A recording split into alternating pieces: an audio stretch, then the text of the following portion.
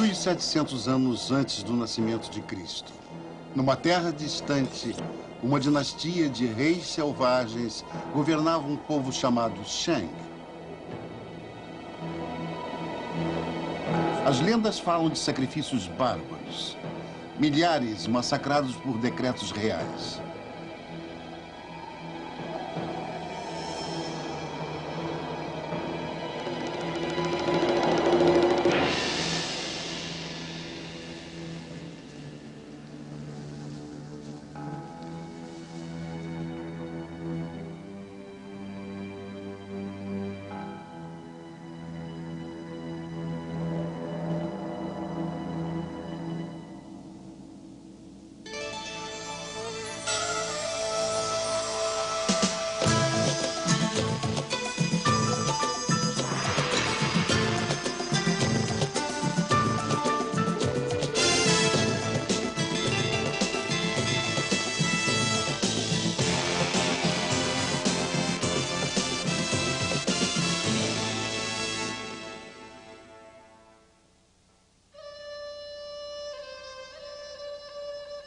Mas os atos implacáveis dos reis Shang não são mais lendas.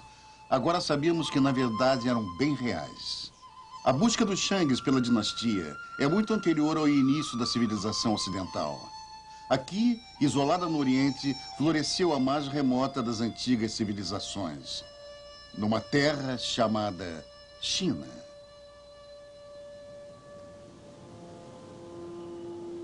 Muitos ocidentais colocam o início da cultura chinesa na importante cidade de Beijing.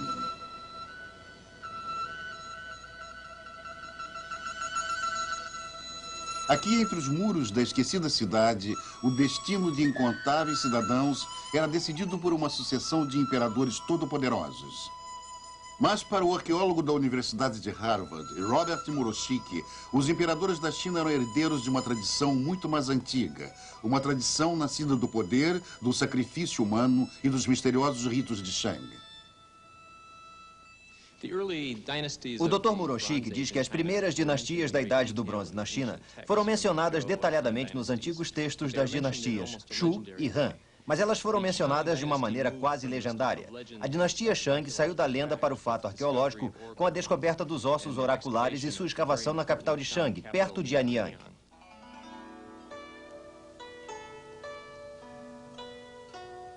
A cidade de Anyang está a quase 480 quilômetros a sudoeste de Beijing.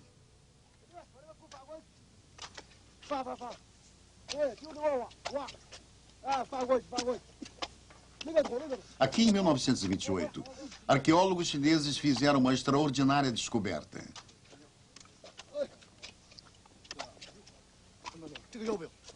No campo, os trabalhadores encontraram um depósito de cascos de tartaruga.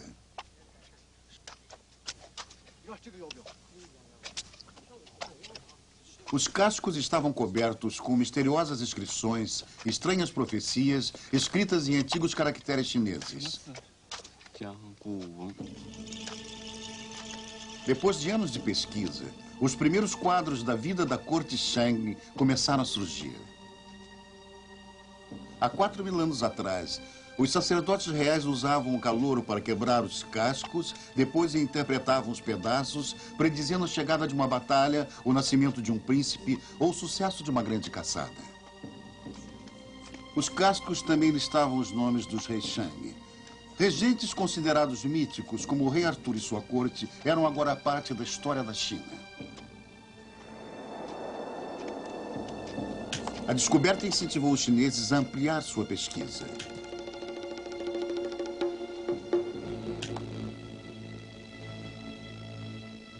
Este foi o resultado surpreendente.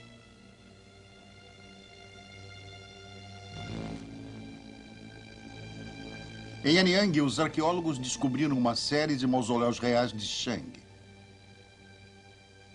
Nas rampas que levavam às tumbas, os escavadores foram recebidos por grupos de esqueletos sem cabeça. Os crânios perdidos foram encontrados dentro de santuários macabros, arrumados de maneiras misteriosas. Mais ou menos 1.300 anos antes do nascimento de Cristo, os reis Shang construíram seu império baseados no sacrifício humano. O Dr. Muroshiki diz que o básico na religião Shang era a crença de que sacrifícios tinham que ser feitos para as divindades ou espíritos dos ancestrais. Esta era a fonte de sua sabedoria. Para obter esta sabedoria, os Shangs eram obrigados a oferecer sacrifícios para seus ancestrais. Os sacrifícios incluíam oferendas de carne ou vinho, o que justifica o grande número de vasos de bronze para rituais que foram encontrados.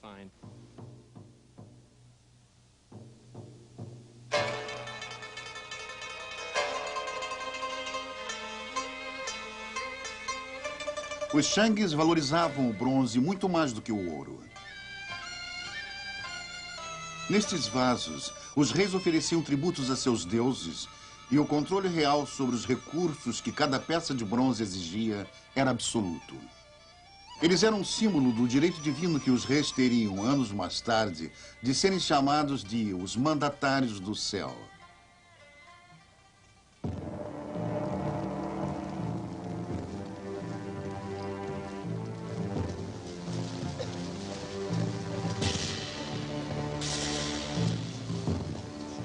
Os Shangs empregaram uma tecnologia sofisticada para aperfeiçoar a mais sagrada de suas obras.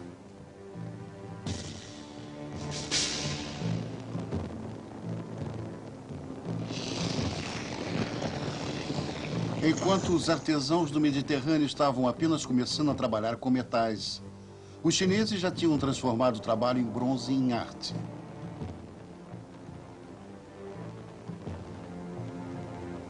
A partir de moldes de argila, acondicionados na terra, viriam trabalhos de arte ricamente detalhados.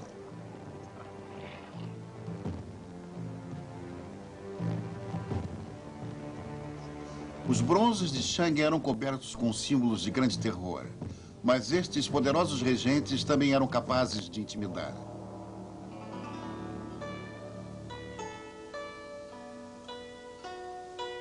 Wu Jing foi um rei Shang no século 13 a.C.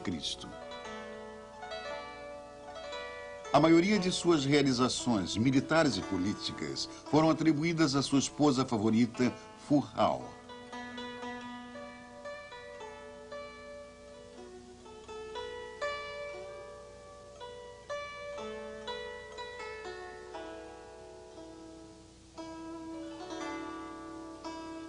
Na paz, ela presidia os rituais dedicados aos espíritos e ancestrais reais.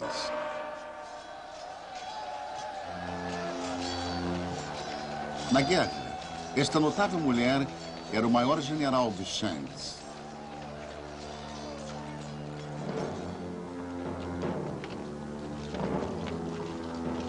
Ela liderou um exército de 13.000 guerreiros numa batalha contra 2 clãs inimigos, vencendo os 2 com grande vitória para os Shangs.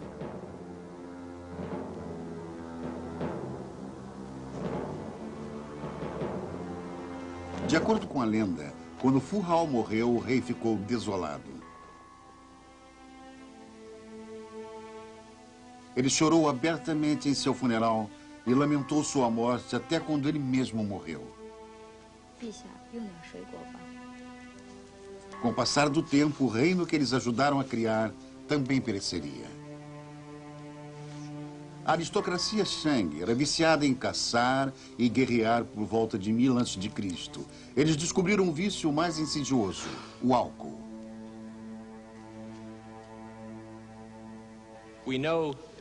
O Dr. Muroshiki diz que os arqueólogos sabem, através dos textos históricos, que o último rei Shang gostava muito de beber.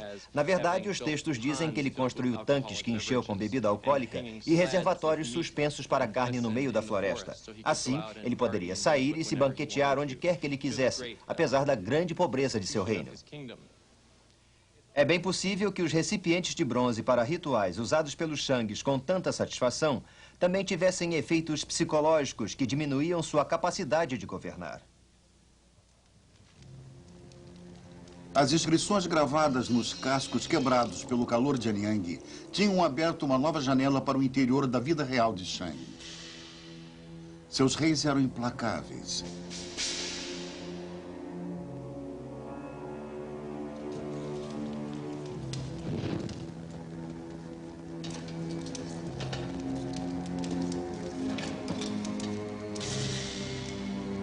Diziam que um deles, Dixin, tinha inventado terríveis torturas. Carvão quente era despejado em um cilindro oco e as vítimas queimadas até a morte.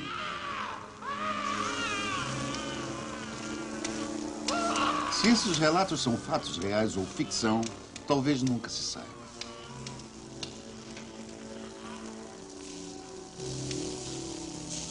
O que se sabe é que Dixin não estava sozinho em sua busca pela dinastia. Num lugar chamado Sanxindui, uma cultura rival foi descoberta. Um povo que disputava com os Shangs o título de mandatários do céu.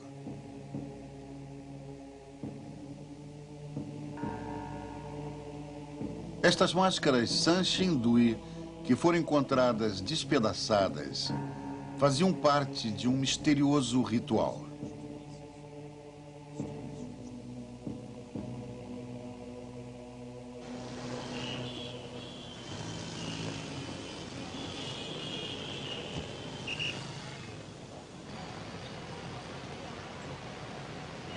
Elas foram restauradas no Instituto de Arqueologia da cidade de Chengdu.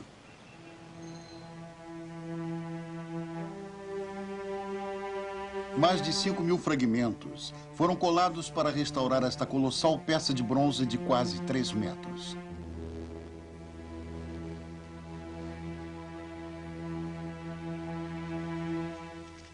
A conservacionista Sang Wangli se impressionou ao saber que estas esculturas, excessivamente decoradas, tinham sido destruídas por seus criadores. A senhora Zhang conta que quando desenhou a estátua teve vários pensamentos. Ela se interessou porque esta tinha sido uma grande estátua há muitos anos. Ela também a achou muito misteriosa devido à sua máscara e ornamentos. Quanto mais ela desenhava a estátua, mais ela sentia como se estivesse lendo um livro de histórias sem palavras.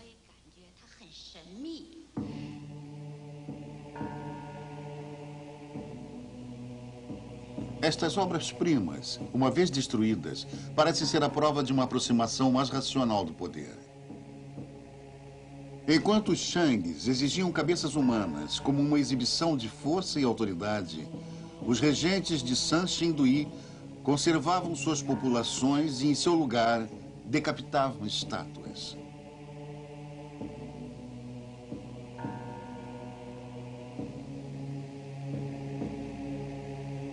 Mas os reis, ricos o bastante para autorizar estes bronzes extravagantes, também eram capazes de reunir exércitos formidáveis.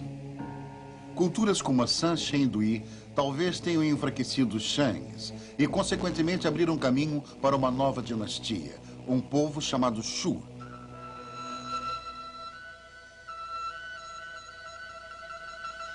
Mil anos antes do nascimento de Cristo, 300 anos antes da fundação de Roma, floresceu a cultura Shu.